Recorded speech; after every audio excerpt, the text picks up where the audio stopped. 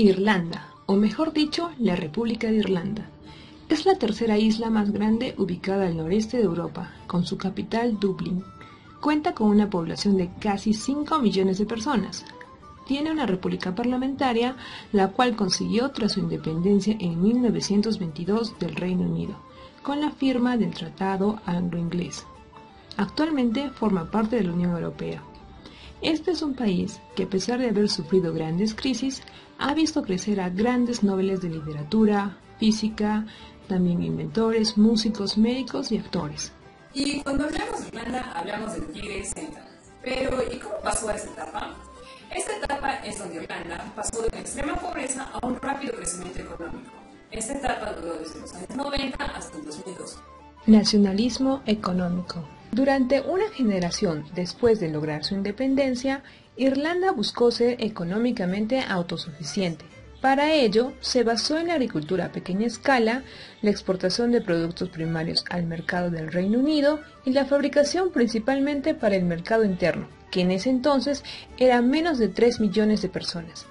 Además de las barreras comerciales, como los aranceles elevados y una política de sustitución de importaciones, pretendían hacer que esta confianza en el nacionalismo económico fuera exitosa, pero inevitablemente falló.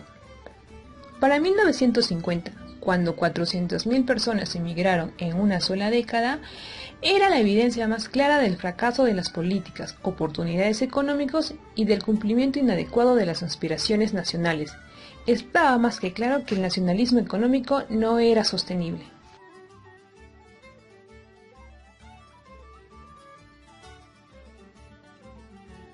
¿Y qué creen que hizo Irlanda?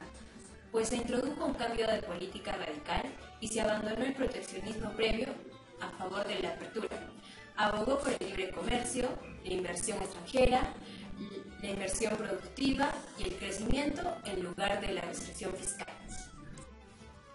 Grandes cambios. A partir de 1956, para estimular el desarrollo empresarial, se hizo una desgravación fiscal sobre los beneficios de exportación de Irlanda. Se levantaron todos los controles sobre la propiedad extranjera de las empresas. Irlanda bajó unilateralmente sus aranceles de importación y comenzó a negociar un acuerdo de libre comercio con el Reino Unido, adheriéndose al Acuerdo General sobre Aranceles y Comercio. En 1961, Irlanda expresó su ambición de unirse a la Comunidad Económica Europea. En el camino tuvo percances. Sin embargo, en 1973, Reino Unido, Irlanda y Dinamarca finalmente se unieron a la Comunidad Económica Europea. Sin embargo, este progreso inicialmente no estimuló el empleo ni detuvo la inmigración. De hecho, tuvo un precio, ya que muchas empresas que se habían establecido en años anteriores para servir el pequeño mercado nacional no eran competitivas frente al libre comercio. Además, Irlanda todavía dependía en gran medida de la agricultura, la cual tenía bajos niveles de producción e ingresos, y la migración de personas era mayor que la creación de empleo en las nuevas empresas. Como resultado, no hubo un aumento neto en el empleo y la inmigración neta del país continuó. El gasto público creció del 32% del Producto Neto Bruto al 42% en 1973. Unirse a Europa y seguir adelante.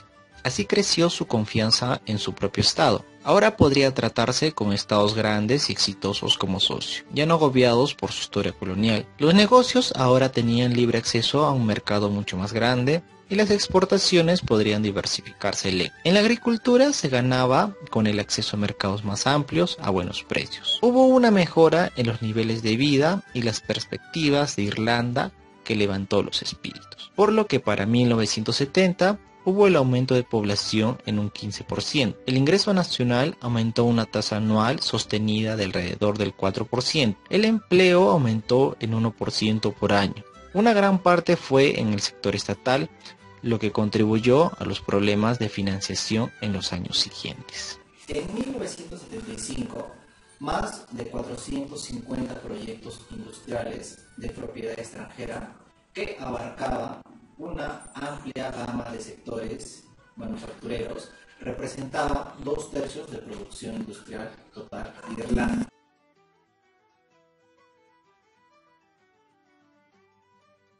A la par, se experimentó una rápida expansión del gasto público en bienestar social, salud, educación, vivienda, telecomunicaciones y otras infraestructuras y servicios administrativos. Todo esto sucedió en un contexto de alta inflación, que promedió 13.6% anual entre 1971 y 1980, y fue impulsado por factores internacionales como la crisis del petróleo y una política fiscal expansiva, lo que llevó a la crisis otra vez. Las causas fueron el retorno del alto desempleo, la inmigración, el empeoramiento constante de las finanzas públicas y la aparente incapacidad de cualquier gobierno para administrar los asuntos de la nación. La sensación de fracaso fue exacerbada por las olas de migración de jóvenes. Clases enteras de graduados universitarios solían abandonar el país.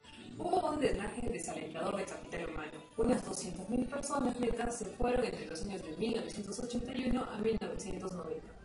Fueron los peores años. Más del 1% de la población del país huyó.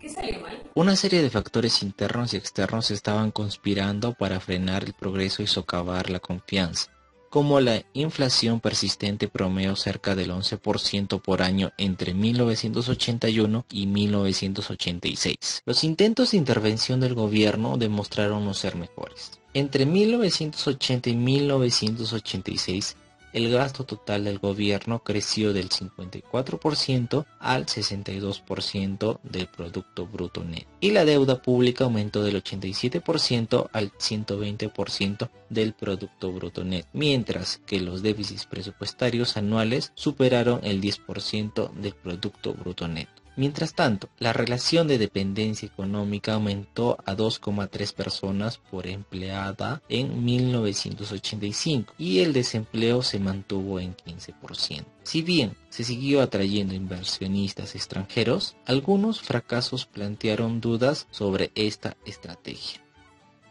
Recuperación y éxito. Un gobierno más pequeño se convirtió en parte del camino hacia el éxito. Hubo sorpresas con las primeras medidas para reducir el gasto severamente a través de una gama de programas y abolir una serie de agencias gubernamentales. Estos pasos fueron fuertemente criticados, especialmente cuando parecían afectar los servicios sociales y de salud, los cuales eran provistos por el Estado, pero la profundidad de la crisis presupuestaria permitió mantener el impulso. El gobierno fue ayudado por un consenso que comprendía negocios, agricultura, sindicatos y grupos de interés social. Un segundo elemento del plan de acción del nuevo gobierno fue la moderación de los aumentos salariales a cambio de modestas reducciones en los impuestos a la renta, lo que de hecho permite que el salario neto aumente más que el aumento salarial otorgado por los empleadores. Este programa trienal de recuperación nacional involucraba al gobierno, a los empleadores, sindicatos y agricultores. Esto ayudó a romper el espiral de aumentos salariales inflacionarios y aseguró la paz industrial. El programa también sirvió para crear un acuerdo sobre la naturaleza de la crisis que enfrenta el Estado y sobre los pasos necesarios para enfrentarla. Además, se han establecido acuerdos similares de asociación nacional hasta el 2005. Si bien redujo el gasto,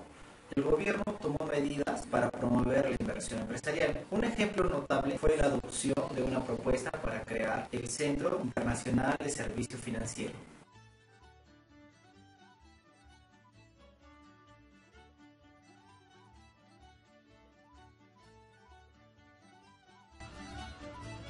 El tigre. Así, en poco más de una generación, Irlanda ha evolucionado de uno de los países más pobres de Europa Occidental a uno de los más exitosos. Ha revertido la persistente inmigración de sus mejores y brillantes y ha logrado una reputación envidiable como una economía próspera y basada en el conocimiento.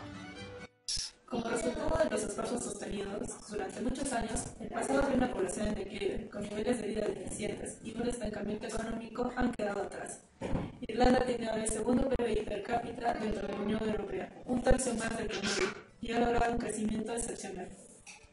Uno de los mayores éxitos de la economía irlandesa ha sido la creación de nuevos puestos de trabajo, de 1,1 millones a 1,9 millones. El crecimiento económico, más empleos y el aumento del nivel de vida significaron la resolución del problema de la inmigración, que había enloquecido a Irlanda durante generaciones. La población aumentó en casi un 15%, en una sorprendente reversión de las tendencias anteriores. En un solo año, el empleo aumentó en un 5%. Irlanda es vista ahora como la tierra de las oportunidades por muchos trabajadores de los 10 estados miembros más nuevos de la Unión Europea. Los presupuestos públicos estuvieron en equilibrio y la inversión extranjera fue equivalente al 17% del PBI en el 2003. Así, Irlanda logró un éxito mediante una combinación de políticas sensatas y pragmatismo. En el corazón de estas políticas estaba la creencia en la apertura económica a los mercados globales, las bajas tasas impositivas y la inversión en educación. Si bien el éxito económico en los últimos 15 años se puede atribuir a una variedad de factores nacionales e internacionales, no fue una casualidad. Irlanda siempre ha tenido y tiene la intención de mantener bajos tipos de impuestos para atraer inversionistas. La transformación de Irlanda fue de alcance nacional, con individuos, empresas, instituciones y gobiernos compartiendo la misma ambición. Involucró a los padres que decidieron que sus hijos tendrían opciones que no tenían y no se verían obligados a abandonar sus comunidades de origen debido a una necesidad económica. Las decisiones políticas fueron impulsadas y sostenidas por la voluntad pública de éxito. Hubo algunas desviaciones de las políticas sensatas a veces, pero a través de los muchos años difíciles se pueden ver los hilos del desarrollo consistente.